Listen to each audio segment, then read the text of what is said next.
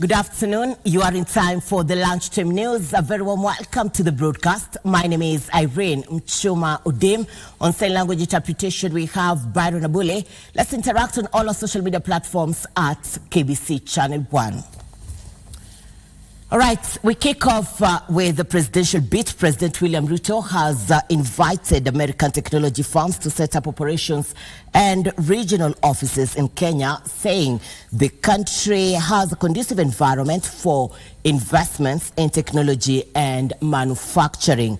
President Ruto assured the investors that the government will address any concerns they may have to boost their confidence in Kenya. Ruth, how are you? Thank you very much for having us.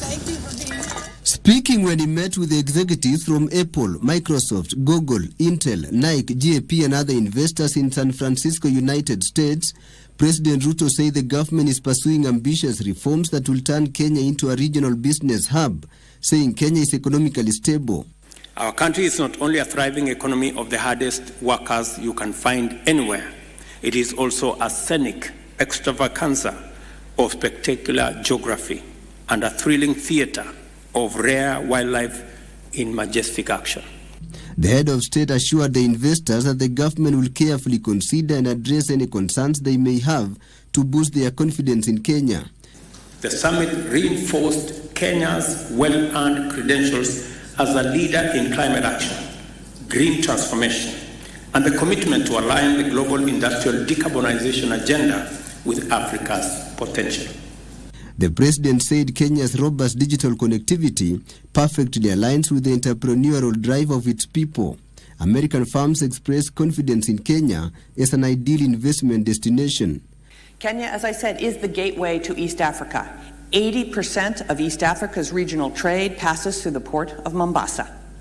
In addition, Jomo Kenyatta is East Africa's busiest airport. In Nairobi, it's served by 40 passenger airlines and 25 cargo carriers, including FedEx and DHL. Tilio Marco for Lunchtime News. Back home, Kenyans continue to express divided opinions over the price increase on fuel that was announced by the Energy and Petroleum Regulatory Authority, EPRA, on Thursday. Here is a sample of a feeling of a section of Kenyans on the fuel price hike. Ile wakati tulikuwa tunabembeleza customer, lakini saa hii vile serikali imetufinya sisi pia tunataka kufinya abiria. Hatuwezi ambiwa mafuta iko juu na vitu tunaambiwa inashuka. Tunataka mafuta kwanza iteremke. Mambo ya zile vitu zingine waje zikuje baadaye. Lakini mafuta iende chini. Itakuwa kila kitu imesimama, wale watakuwa wanaenda, bei itakuwa juu na hao wenyewe wanalia msara ijaongezeka. A liter of fuel today is over 200 shillings. Au watu wadogo mnawaona hapa will not afford that. They'll try and pass the buck or pass the cost to the customer. They are funding electric motorcycles and vehicles. I think such suggestions will come in handy, but for them or for that suggestion to see the light of day, we need to make it affordable and available. So what the prices are not sustainable. We are not going to achieve as a country, because 211 per liter, it means a border who was charging 50 bob will now charge 100 bob. You know, the net effect, people will start walking. People will not be using border. People will not be using taxis. At the end of the day, even the most needed revenue will not be collected. Yote yatakuwa sawa. Mafuta ndio imeongezwa, lakini sio Kenya tu peke yake. Ni ulimwengu wote. Sio sisi tu peke yetu. Tumesikia bei ya mafuta tena inaenda ikienda juu. Tukumbuke sisi kama nchi we import 100% of refined petroleum. Na wakati inapokuja hapa inakuja na bei yake. Kwa hivyo ukiangalia wakati inapoongezwa internationally, pia sisi nafanya nini? Inatu affect. Central Organization of Trade Unions are demanding a 50% salary increment for all workers to cushion them against the high cost of living. KOTU officials led by the Deputy Secretary General Benson Okwaro said the recent increase in fuel prices, which forced public service vehicles to increase fares by 20%, will make it difficult for workers. At the same time, KOTU has called on the government to disband the Salaries Remuneration Commission for what they termed as a deliberate move to kill the unions in the country.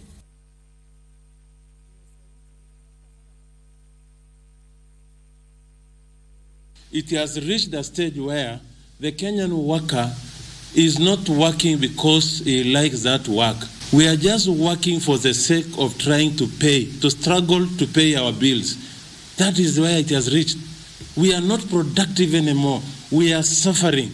And what we are saying as KOTU, we cannot hold it anymore. We cannot hold it anymore. We have consulted our economic department at the ministry, at KOTU. And the minimum, the irreducible minimum general wage increase we are demanding is 50% salary increment. Kenya has signed many conventions of the ILO, the International Labour Organization, that recognize free speech, free association, free assembly, free collective bargaining agreement between employers and employees, and the government as the umpire. This system is not working, and it has to be addressed, otherwise we are going to have trouble.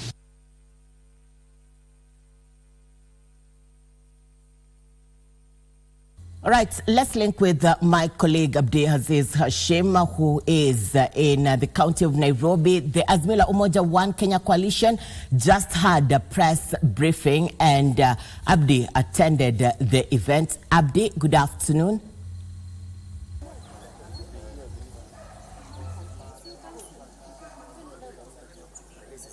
Good afternoon to you too. Indeed, Irene Muchuma there in the broadcasting house. We were here for the better part of this particular morning, listening to what the presentation of Azimio la Umoja One Kenya entailed in terms of the performance of the Kenya Kwanza administration.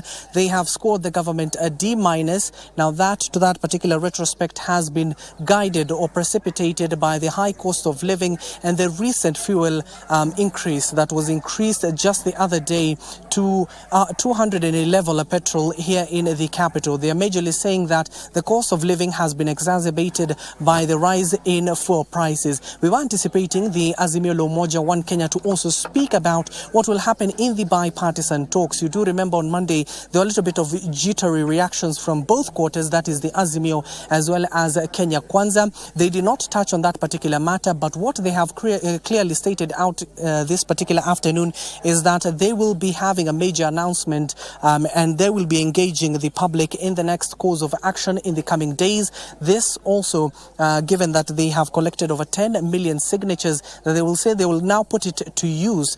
It depends now where they will take those particular 10 million signatures, but initially it was supposed to go to the Independent Electoral and Boundaries Commission, IEBC. As we do know, IEBC is not fully constituted without commissioners. That was among the agenda on the bipartisan talks, and now they have clearly also stated that once they give the audience their next course of action, they will not this time around, they are changing their tack. They will not be going back to the streets, but what they will be doing is engaging the public on their next course of action.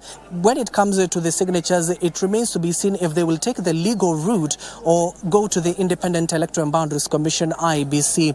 On other matters, they have talked about the taxation that was clearly stated out by none other than the Treasury Cabinet Secretary, Professor Njuguna Ndogo. And on June next year, once we hit the other next financial year of 2024-2025, you can see a number of taxation in terms of the VAT itself. It will be raised from 16 to 18% in the coming year. And you know what that means in the coming year, given that we have seen the high cost of living has truly seen many Kenyans act. Back to you, Irene.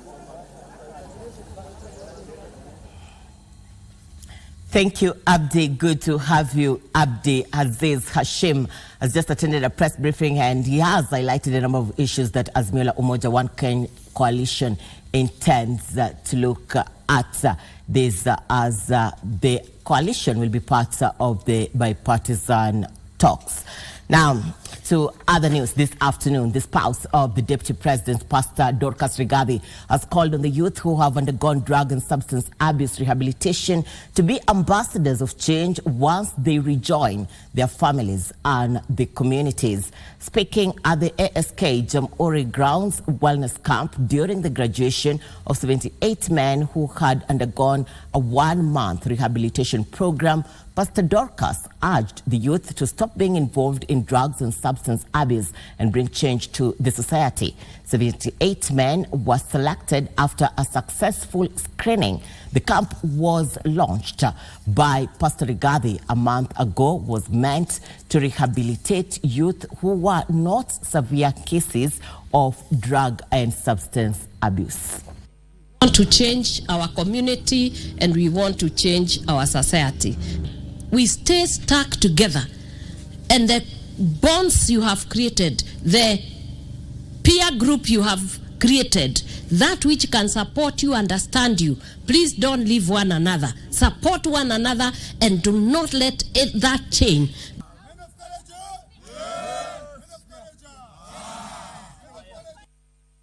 Residents of Majengo Ropa in Mvita, Mombasa County have appealed to the National Land Commission (NLC) to resolve a 20-year-old land tussle involving a road reserve. The residents are accusing some county government officials of allowing the construction of the building on the road reserve despite its cancellation by former Governor Hassan Joho. The residents now want the national government to intervene, saying they have little faith in the county land officials. Ni haki, kitu inaitwa haki tunataka itendeke. Toka tukiwa watoto hii ilikuwa ni barabara. County wanaijua hii ni barabara na bado wanatoa approval. Mtu anapewa approval anajenga. Wengine walijenga kitambo. Kama unavyoona kuna nyumba nyuma yangu ni nyumba tayari na alipewa approval hivyo na county. Sasa tujui shida iko wapi. Huyu mtu ambaye anajenga hapa, yeye anasema anaweza atatumia pesa zake na atatumia pesa zote alizonazo kuhakikisha kwamba hapa pahali amejenga na hakuna ushawishi mkubwa kwa county government. Kwa hivyo tuomba serikali kuu iingilie jambo hili ama swala hili ili nini tuweze kutokoa katika hili janga. Sasa alikuwa tunaomba serikali kama itawezekana barabara ibaki kuwa barabara, kwa sababu tukiwachia nafasi ijengwe biashara zetu tutafunga, hakuna mahali tutaenda na hakuna shughuli yote itafanyika, kwa sababu nyumba ikijengwa hapa itafika mpaka hapa. Unaona? Sasa na hii nafasi mahali tutafanya kazi itakuwa hakuna.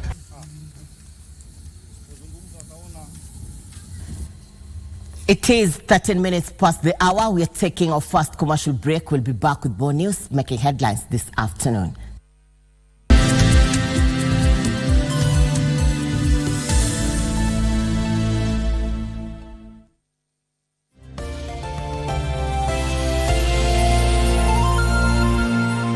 It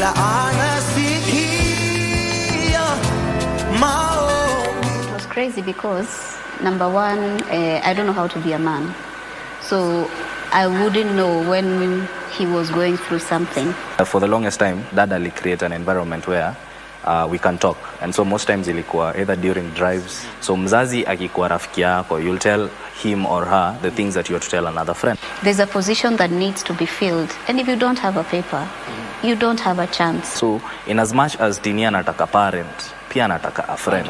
Tunatafuta ma friends. So tunafaa ku create environment your best. I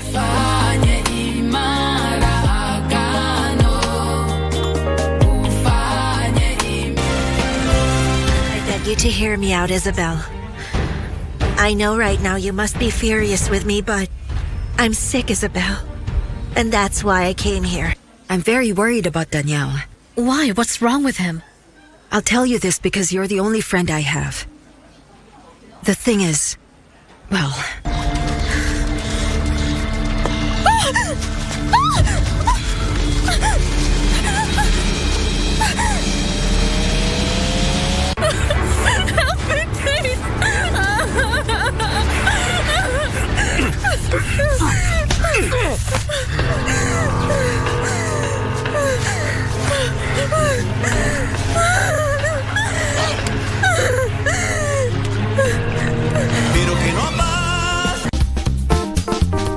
as a woman, you need to be able to have normal body weight to prevent obesity. And I like what you've said. You know, when they're coming with issues, we've not said someone is coming because they are fat or they're thin. We've said they've come with a self-esteem issues. Yeah. But each and every exercise incorporates strength training because of us women. Muscle loss, bone density, it is important. Someone comes and tells you, you're going to eat this food, and within 2 weeks, you have lost 19 kg. Yeah? So that is a myth. Because, okay, yes, you might lose, but at the end of the day, can you look at somebody who has gained weight from 20s and now she wants to lose that weight at 50 years? She has gained that weight for how many years? Over 30. You mean it's not possible and for now me she's to lose losing weight it in within 2 weeks? Yes, you can lose, yes. But look at that scenario. You have gained it within 30 years and now you want to lose it in 2 weeks.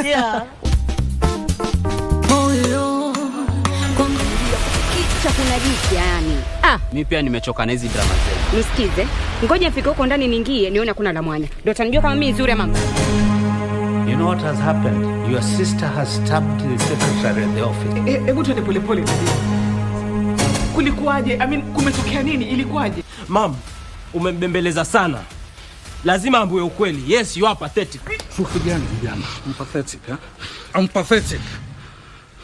I'm pathetic. Kwa sababu yangu mimi. Umempata Zito na mwanamke mwingine, umepata shemeji yako na mwanamke mwingine, ikakuuma, si ndio? Na vile vituko umefanya hapa nyumbani kwangu asubuhi. Moyo kwangu.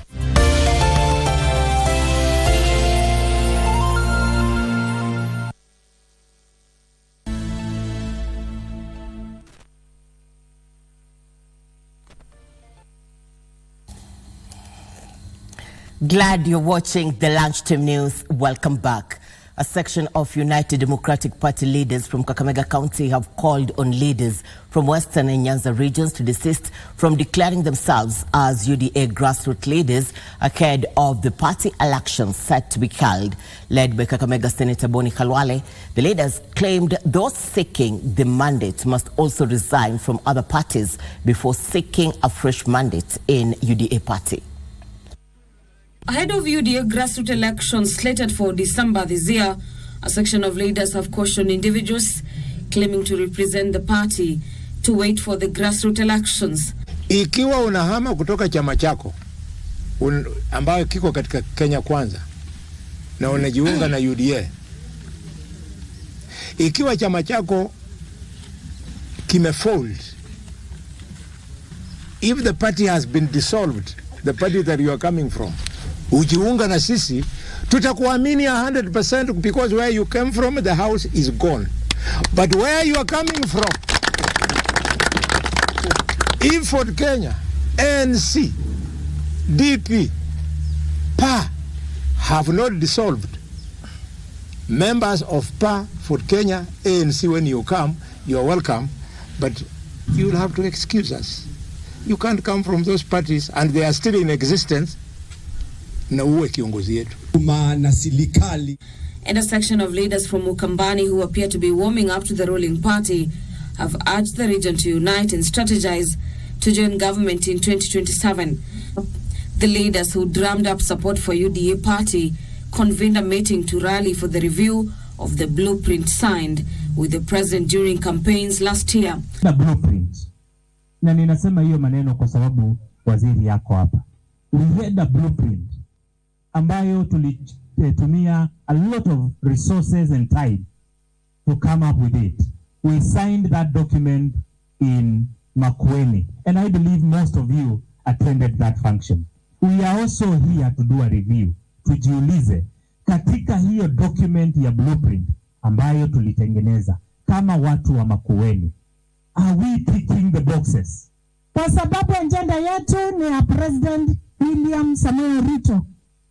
Na for Ruto second term kuwa na kura nyingi, ni all of us tusimame pamoja. Meanwhile, Mombasa Anglican Bishop Alphonse Baya has urged politicians to stop engaging in political sideshows that could jeopardize the success of the National Dialogue Committee and plunge the country into anarchy. The clergy urged the politicians to give the team a chance to deliver on its mandate. Tuache kuzungumza mambo mengi tukiwa kwa mabaraza yetu ya wanasiasa. Tungeomba tuipe muda tuone yale mambo ambayo wamekubaliana wazungumze na tupate mwelekeo mzuri ili kulinda amani na utengamano katika taifa hili. Kwa hivyo cheche za wanasiasa tunauliza kwamba ziweze kupungua so that we don't poison the process. And Mwingi's Central Member of Parliament Gideon Mulungi has poked holes into the new taxation laws, urging the government to seize on what he termed as overtaxation. Uwezi kuongeza bei ya mafuta na Wakenya wanaumia. Tunakuuliza waambie watu yako waangalie hiyo bei ya mafuta tena wapunguze bei ya mafuta. For Lunchtime News, I'm Gladys Mungai. All right, on that political bit, let's get to the county of Kitui. And as the university intake process continues, Felix Kimanzi has found himself in the limbo as his family faces financial difficulty to enable him pursue his university education. Felix, who completed his KCSE exams and managed to get a B plane, is unable to raise the required school fees of 132,000 shillings to join Kabarak University. Kimanzi, who already received his calling letter to the university to pursue a course in Bachelor of Law, was set to join campus on the 4th of this month, but is still at home. He is now appealing to well-wishers to come to his aid for him to pursue his dream as a learned fellow. Take a look. Felix Kimanzi, who was born and raised in Nguni village, Mwingi, Kitui County, is a distressed lad. His desperation to pursue his education would lead him from Mwingi to KBC offices in Nairobi, desperate for a chance to have his plight told with the hopes that well-wishers would assist him to raise school fees to pursue his university education. Nilikuwa niko na challenge ya pata school fee. Yeah. So nilikuwa naomba usaidizi ku raise your school fee. Yeah, ndo niende ni report because I'm late. The young and ambitious boy, who was raised by his single mother, schooled at Moi High School, Mbiruri, and scored a B plane. His high school education was sponsored by a non-governmental organization, the Makani Foundation. So their sponsorship inafikanga form 4 na inamalizika hapo. Growing up, he had just one dream, to become a lawyer. After receiving his calling letter to join Kabarak University to pursue a course in Bachelor of Law, he was elated, but his joy was short-lived owing to the lack of school fees. He says the university allowed him up to next week to return with school fees. However, the lack of finances could delay his yearning for a university education. Nilikuwa shule jana hiyo Kabarak University, nikapatana na administrators hapo, wakaniambia studies have already commenced and they wamenipea like another week ndio nijipange niende ni report. The total amount of fees required to cater for his 4 years in university is 1,011,450 shillings. Mwenye anataka kunisaidia anaweza hata akinitisha school accounts naweza mpea alipe fee, chenye nataka tu ni fee. He is appealing to well-wishers to come to his aid and give him hope of completing his studies. Kimanzi can be reached on telephone number 0757 772001. I repeat, 0757 772001. So naomba wa Kenya na the leaders at large and even the ministry ya education wanisaidie ku raise your school fee. Ya ndio niende ni report nianze kusoma.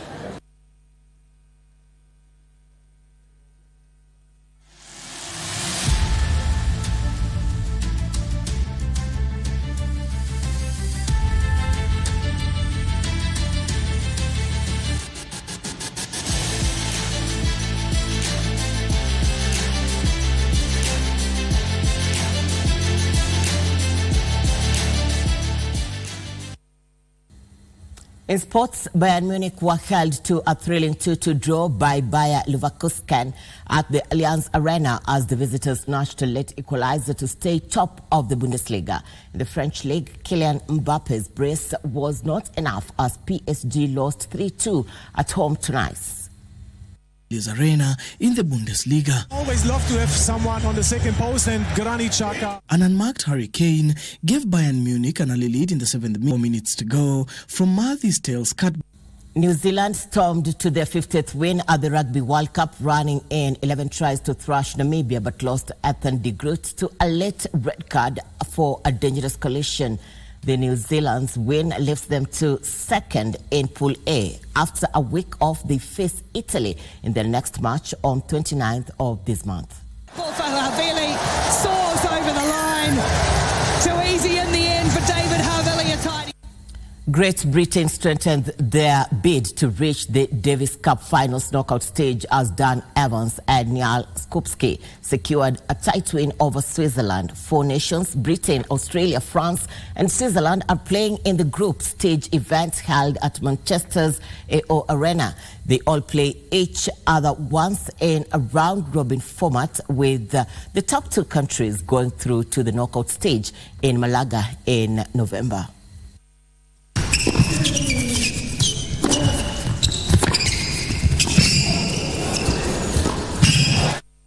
Evans and Skupski won 6-3, 6-3 against Swiss pair Sandra Rinka and Dominic Striker in the deciding doubles.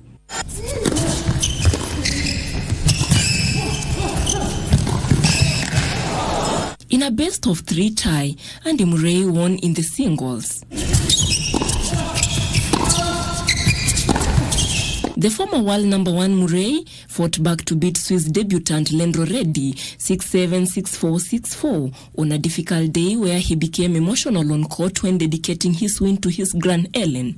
Oh, that might be the point of the week. Join Abuile for Lunchtime News. Going through your comments, thank you for your feedback. Tainas Bunale from Webuye, thank you for keeping it KBC Channel 1. Samuel Mwangi, thank you for keeping it KBC Channel 1 from Diani. Thank you for your feedback on our social media platforms on Facebook, Twitter and YouTube. My name is Irene Muchuma Udem. On sign language interpretation, we have Byron Abule. For more details on Just Add News and many more, do log on to www.kbc.co.ke. Good afternoon.